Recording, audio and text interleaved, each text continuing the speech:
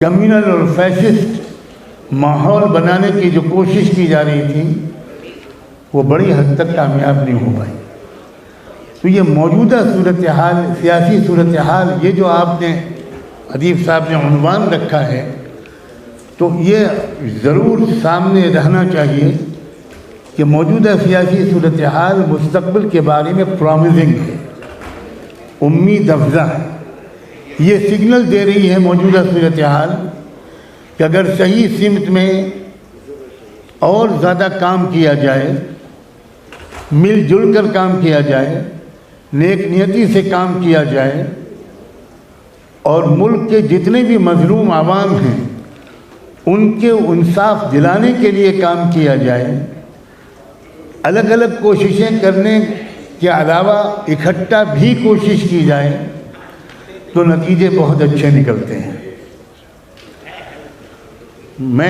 مجھے معلوم ہے کہ ادیب صاحب نے پورے ملک میں اپنے ساتھیوں کے ساتھ کہاں کہاں کا دورہ کیا۔ رمضان کا مہینہ تھا، اسی سلسلے کے ایک مشورے کے لیے میں نے ادیب صاحب کو فون کر کے زحمت دی کہ پورے ملک میں کیسے کام کیا جائے۔ اس کے لیے میں نے ایک چھوٹا سا ایک نشست بلائی مشورے کے لیے۔ میں بہت شکر گزار ہوں، ادیب صاحب رمضان کے باوجود فوراً تشریف لے آئے اور ہم لوگوں نے ایک لائحہ عمل بنایا۔ پہلی بار ملک کے علماء، ائمہ مساجد، انہوں نے ووٹر آئی ڈی بنوانے میں، کریکشن کروانے میں، اور پھر پولنگ کے دن ووٹ ڈلوانے میں بہت میجر رول پلے کیا ہے، بہت بڑا رول پلے کیا ہے۔ یہ وہ لوگ ہیں جن کا ڈائریکٹ عوام سے تعلق ہوتا ہے، گریس روٹ لیول پر ان کا تعلق ہوتا ہے، محلے اور گاؤں اور بلاک اور تحصیل اور ضلع کی سطح پر ان کا تعلق اور رابطہ ہوتا ہے۔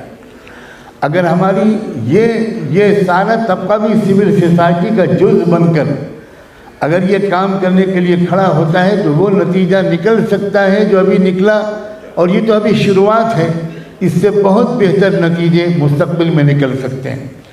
یہ الگ بات ہے کہ ہمارے بہت سے لوگ علماء اور ائمہ مساجد کو سول سوسائٹی سے الگ سمجھتے ہیں۔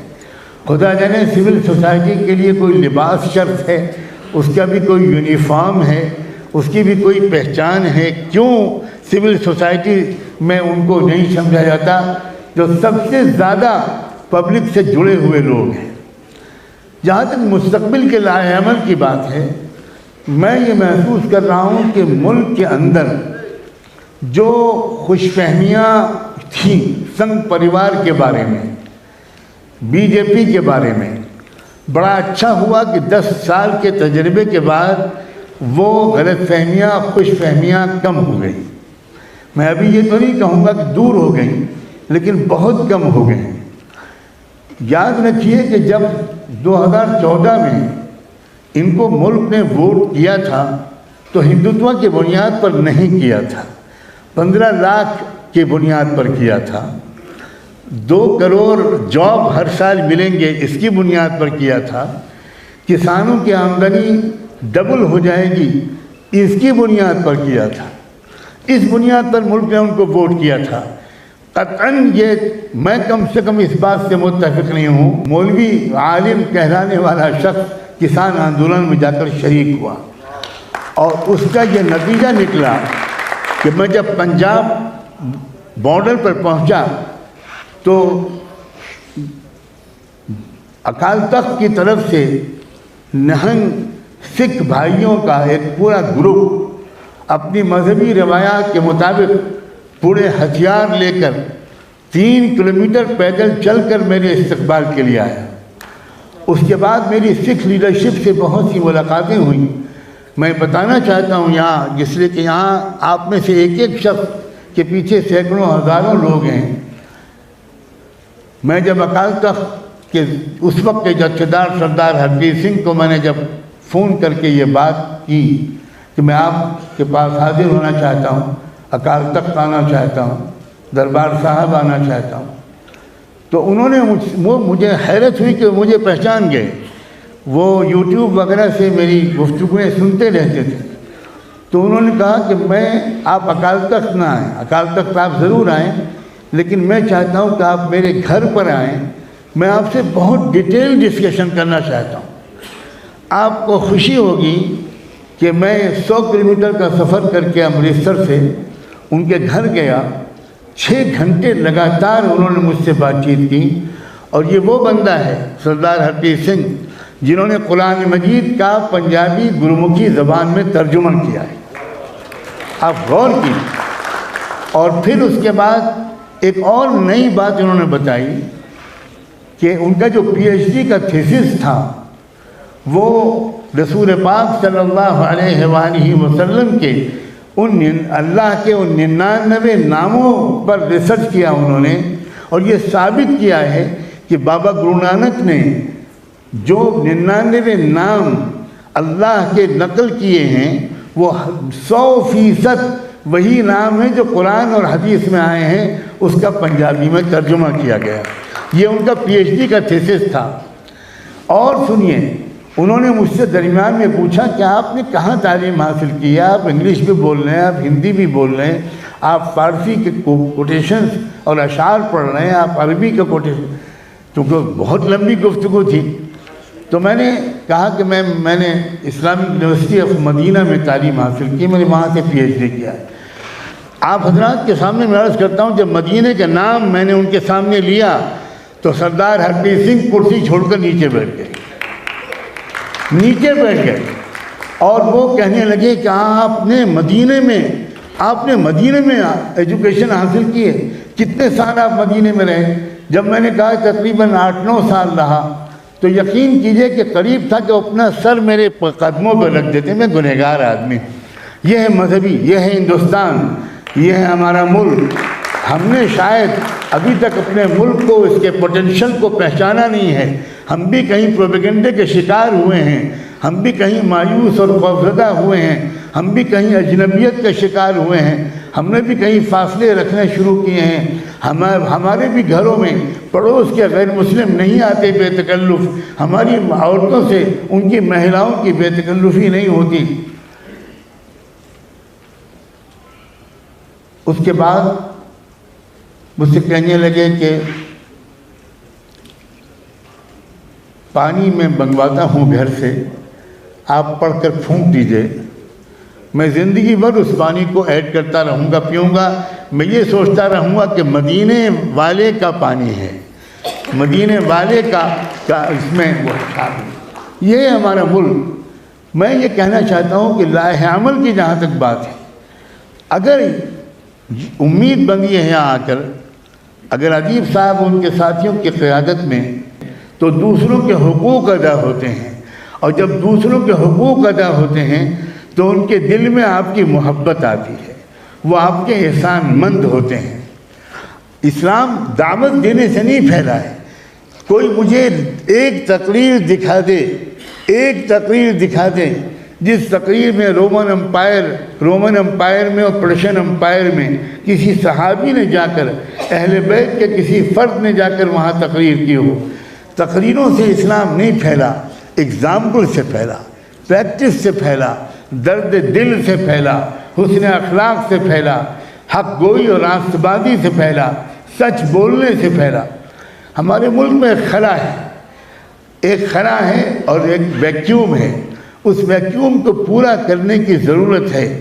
مسلمان بیسٹ کوالیفائیڈ ہیں کہ وہ اس ویکیوم کو پورا کریں، بشرطے کہ مسلمان واقعی مسلمان ہوں، مسلمان واقعی قرآن کو سمجھیں، مسلمان واقعی اسلام کو سمجھیں۔